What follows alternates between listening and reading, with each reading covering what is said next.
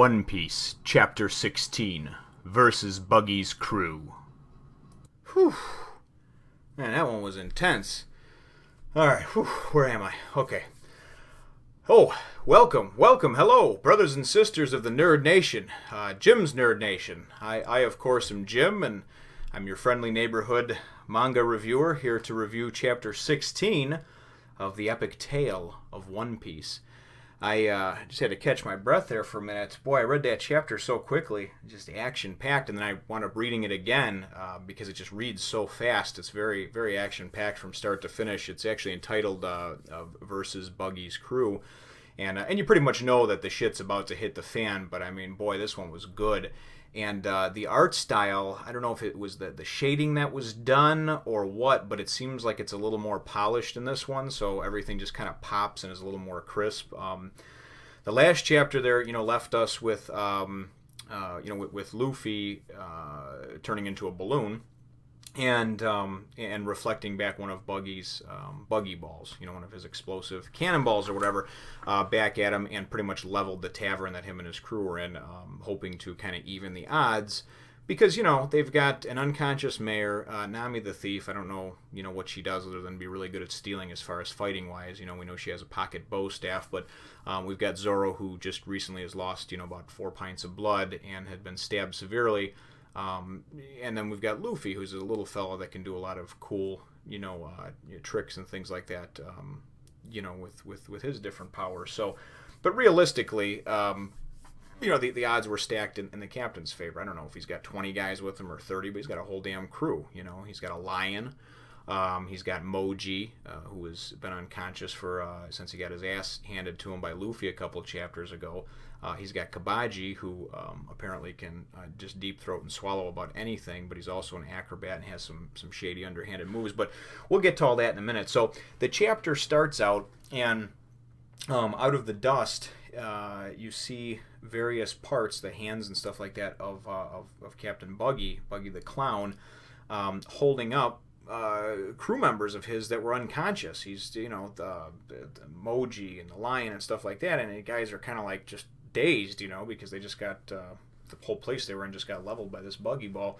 And he's using them as a shield to march down the street so he cannot obviously be attacked. I mean, that's how much of a pussy he is. That's what he's doing, using his own men to, to advance forward. So, but at any rate, Mohji kind of wakes up from his slumber over there, and he says, "What the hell? Where am I? What's going on?" And he looks over at Cabaji and he says, "What were you doing with Richie? The lion?" And he says, "Actually, I was hiding behind him."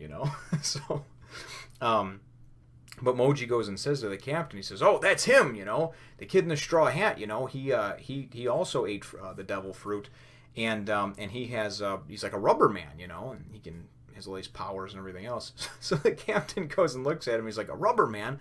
Why the hell didn't you tell me?" And if you guys remember from a couple chapters ago, 2 or 3 back, that I reviewed, the one where I was laughing so hard, he thought that he had said rub man as Mohji was passing out, and they were talking about a killer masseuse, that was with some really neat rubbing techniques.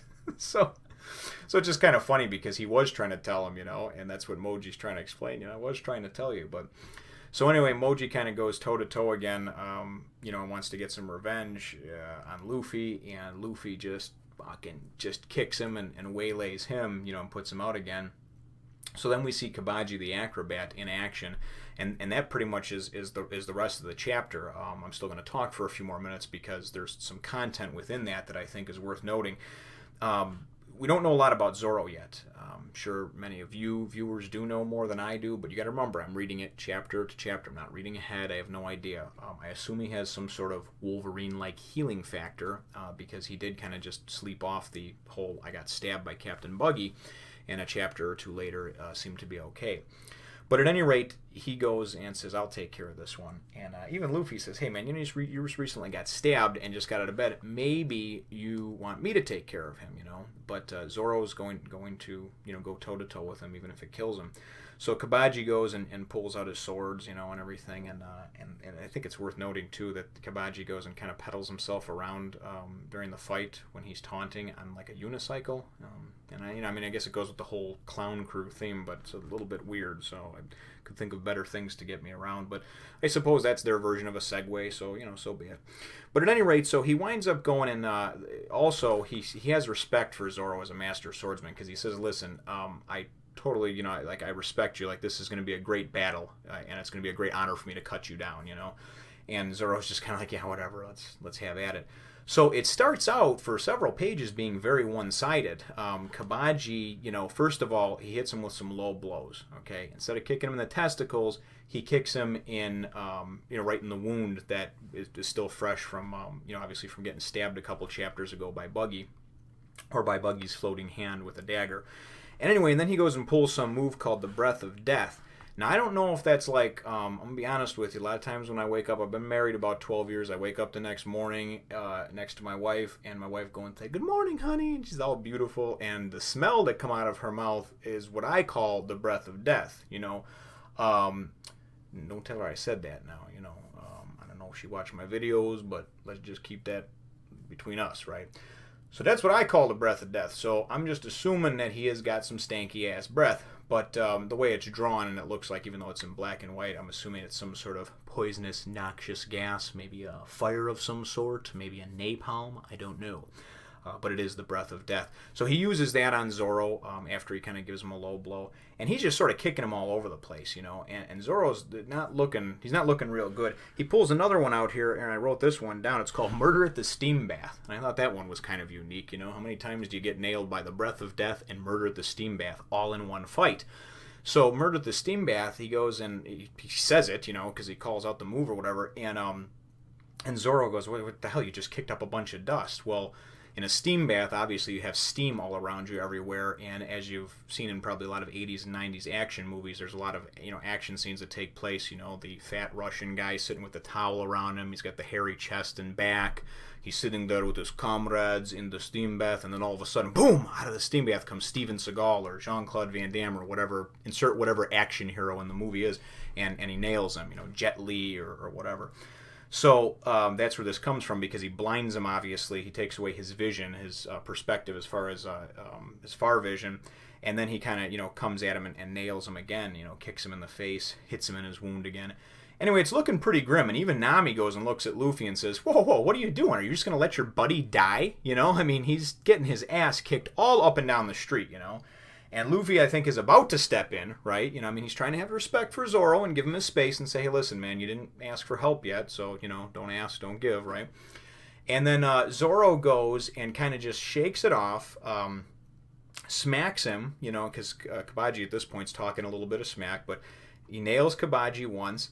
Then he goes and stands up, and this is a completely ass-backwards way in my book. This is not how I would ever win a fight. Now, I try to walk away from fights whenever I can, but he goes, and this is different. I've never heard of this approach. He goes and cuts himself, right, with one of his swords, and now there's blood spurting out of him, okay? And even now, he's like, what the hell, and Luffy's, what the hell is he doing? And his way of thinking, and now mind you, if I ever get into a fight, I'm only good for about 30 seconds anyway. That's about all I got left in me. But aside from that, I wouldn't start the fight out by punching myself in the face. But here's his thought. He says to him, because Cabaji's like, what are you doing cutting yourself, right? And he says, I'm going to be the greatest swordsman that ever lived. Is this enough of a handicap for you? So he's basically, like, first of all, he's taunting him and making fun of him, like, hey, you're a little bitch, okay? And, like, even if I cut myself, all right, and I'm losing blood and spurting blood all over the place, I can still beat you. That's how much of a punk ass you are, right? So Cabaji, he's obviously upset because like, hey, you're making a fool of me now. But also Zoro's mindset in that is that, listen, I have to be able to beat people. To be the greatest swordsman that ever lived, to really earn that title, I have to be able to beat anyone on any given day under any circumstance. You know what I mean? I'm a Chicago Bulls fan, so it's kind of like when Michael Jordan played that game and he had had food poisoning or whatever, and 104, 105 fever, and the guy came out and scored like 46 points and had 14 rebounds and carried the team to a Game 6 victory and another championship.